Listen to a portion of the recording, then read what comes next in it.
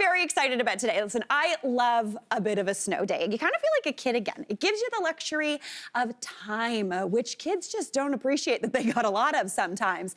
Now, this gives you time in the kitchen in particular to go low and slow. Cook something that's a little fall off the bone, melt in your mouth, totally delicious. So today, I wanna show you how to make my sticky soy short ribs. How does that sound? Yeah.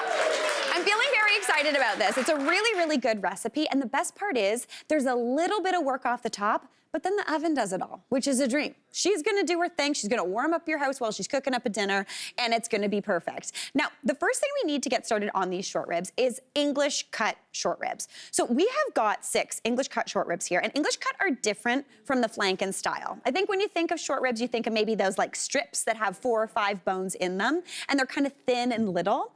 These are kind of the opposite of that. They're cut long ways along the bone. So you can see right here, this whole kind of strip of white is actually the whole bone. So there's 1 bone per rib, but you get a lot more meat, and they're really tender and delicious. Now they do take, again, low and slow cooking to get them nice and tender and wonderful, because anytime you're using a cut of meat that's a little bit tougher, that tends to need some time to break down and get juicy and wonderful. So we're gonna talk a little bit about that when we get them in the pot, but the first thing I wanna do is I wanna season these little guys up.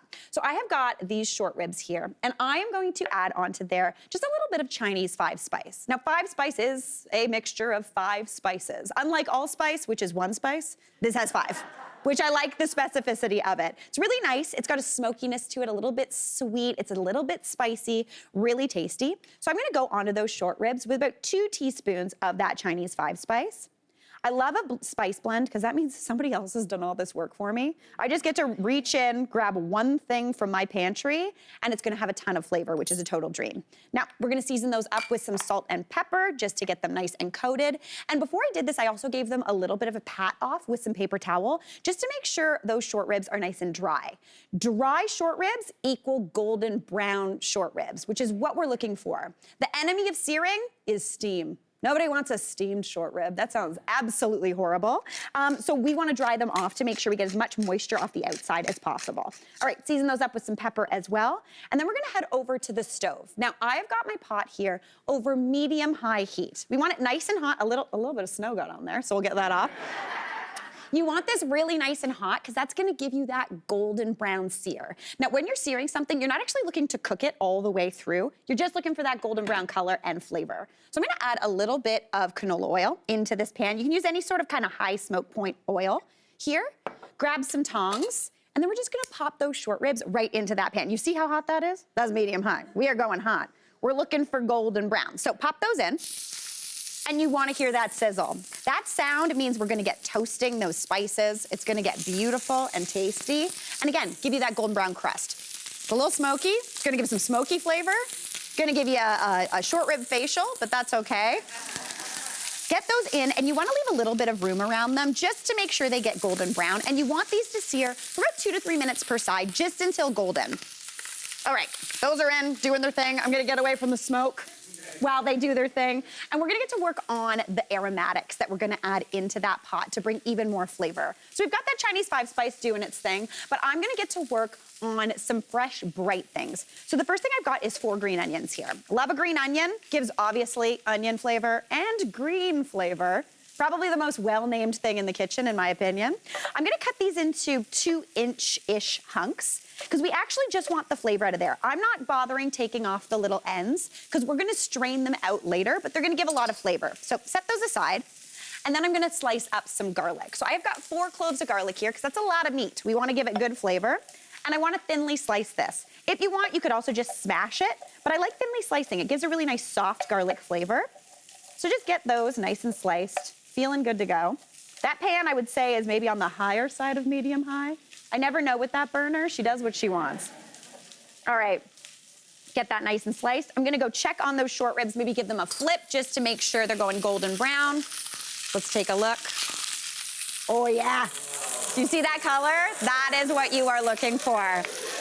Give those a flip. Honestly, it's the easiest thing in the world to get. You just put them in a pot, leave them, don't touch them, because every time you touch them, it gives a little opportunity for that steam to get underneath. And again, steam those short ribs. So just give them a flip when they want to be flipped. Listen to the short ribs. They're your friend in the kitchen. Let those keep going. And then we're coming back over here to the aromatics. Now, I wanna add in some ginger. Now, I feel like some people know, where do I typically keep my ginger? Freezer. Yes. Typically in the freezer, because I love grating it into sauces and anything like that. It kind of makes it so it's a lot easier to use. But for this recipe, I just want it sliced. So don't freeze it, or if you do have some in the freezer, take it out, thaw it, let it sit. And I've got some here. Now, if you wanted to, because we're just slicing this, you can leave the peel on if you're feeling it, but you can take the peel off if you want. Now, the best way to do this so you're not wasting all that ginger is actually just using a spoon. The peel is really, really soft, so you just kind of run it up. See how easy that peel comes off? That way you're not wasting any of that ginger. If you wanted to, you could also use like a classic vegetable peeler. But again, dollars to donuts, I'm not doing this in my own kitchen because it takes time and I don't have a lot of time. Even on a snow day, I wanna go out and make a snowman, etc. Pretend I'm gonna shovel. Someone else is gonna shovel. I'm gonna thinly slice up this piece of ginger. You want about a 3-inch piece of ginger here. Just thinly slice it. This is almost gonna act like a savory tea going into this beautiful braising that we're gonna do. All right, so that ginger's looking great. The short ribs are looking awesome. I'm gonna go in there with all of these vegetables and aromatics. So bring those on over and just dump them right on in. As soon as that garlic and that ginger and those green onions start hitting that heat, it's gonna bring so much flavor into there. So just toss it right on in, give it a scatter around. The bangs are doing their own thing today. I don't know what to do about it, but it's fine. All right, I'm gonna toss in the rest of these spices as well, just to give it that more flavor. And now I'm gonna start adding liquid, because what you're doing when you're braising something is you're actually using 2 types of heat. You're using a bit of dry heat, convection, but you're also using a little bit of moisture in there to give it more flavor and to give it juiciness. What this braising liquid's gonna do is it's also gonna tenderize the meat. By adding in liquid, it takes the collagen, oh yes, the collagen, we all know collagen from beauty routines, right? Maybe you're a protein person, collagen is a good thing. Collagen is a protein in these short ribs and is really, really present in tougher cuts of meat. Collagen kind of looks like this in the meat. It's kind of all bunched together, kind of like a knot. It keeps things firm, which is why we want it in our face with our face creams and things like that. But by braising and slow cooking this, it turns the collagen into gelatin, which kind of looks like this. So it's still holding a structure, but it's a lot softer and easier to cut through and bite through. It's gonna give a really nice flavor. So into there, for that liquid, I'm going in with a cup of low sodium beef broth, just all around, and it starts to get quieter in here.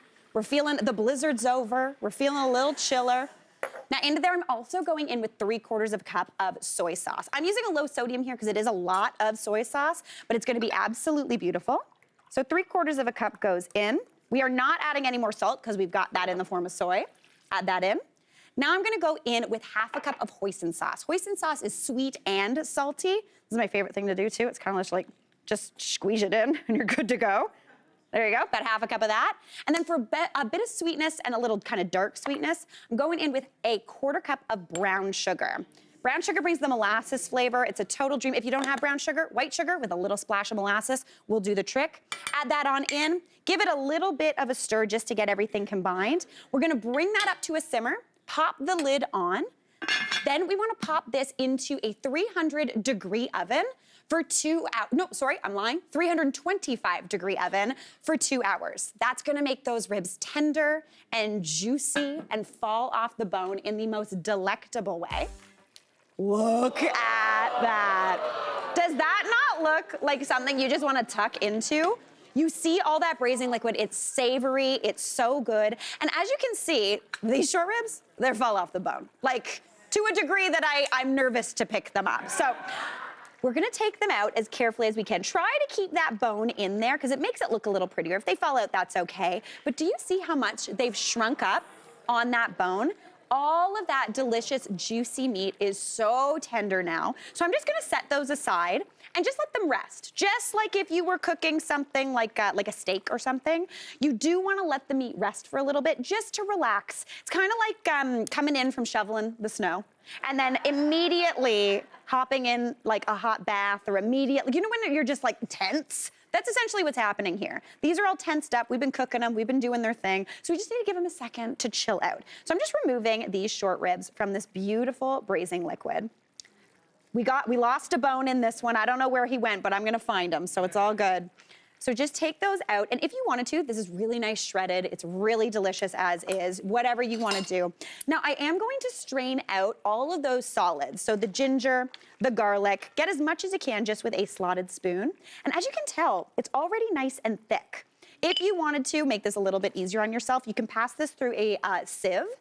It gets a little bit messy, so you do you. A slotted spoon works for me. Because I also don't mind if I get those little pieces of ginger or garlic. Just tell your guests to watch out, because especially if you didn't peel that ginger, you know. Just watch out, it's all good.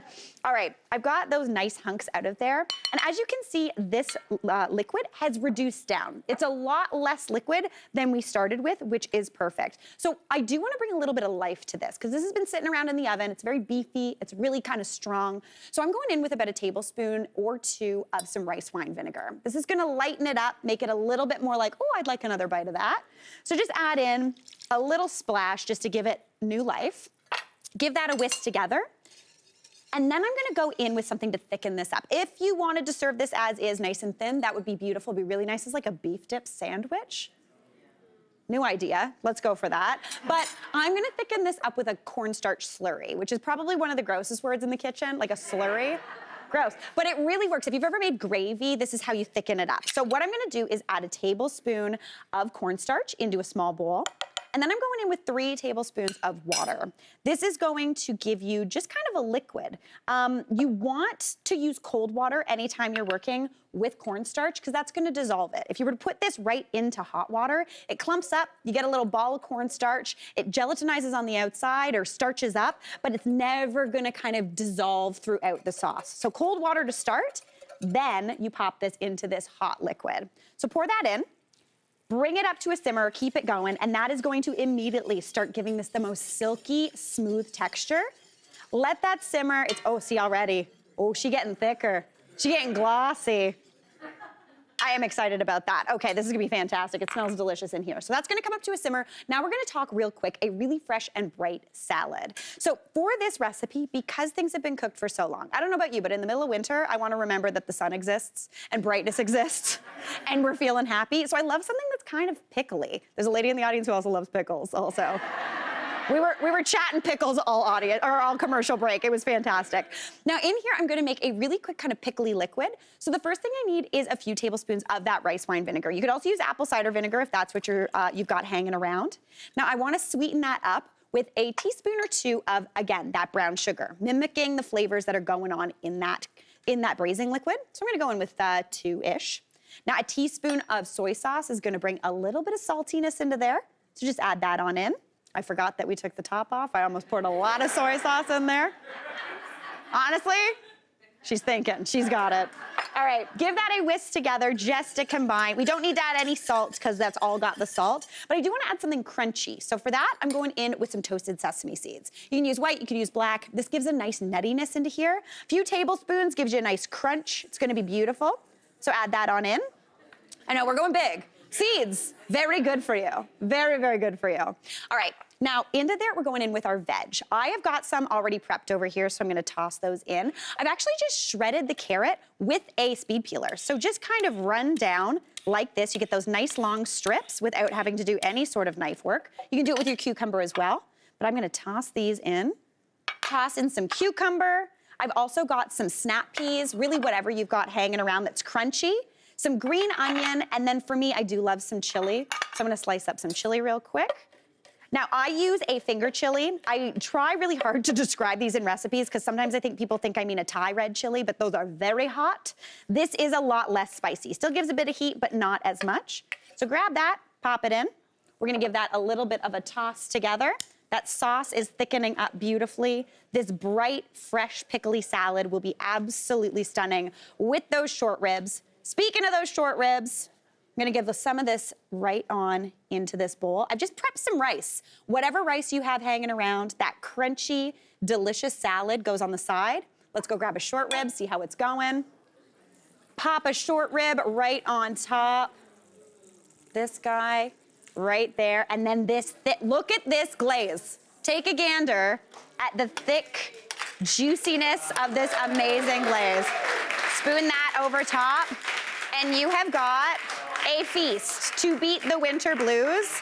like nobody else. I'm gonna give it a taste because I'm feeling very excited about this. Okay, let's give it a go. 1, 2, 3. Oh my gosh. Winner, winner, beef dinner. Hey, Mary here. What did you think? Drop your comments below and don't forget to like and subscribe for more of the good stuff.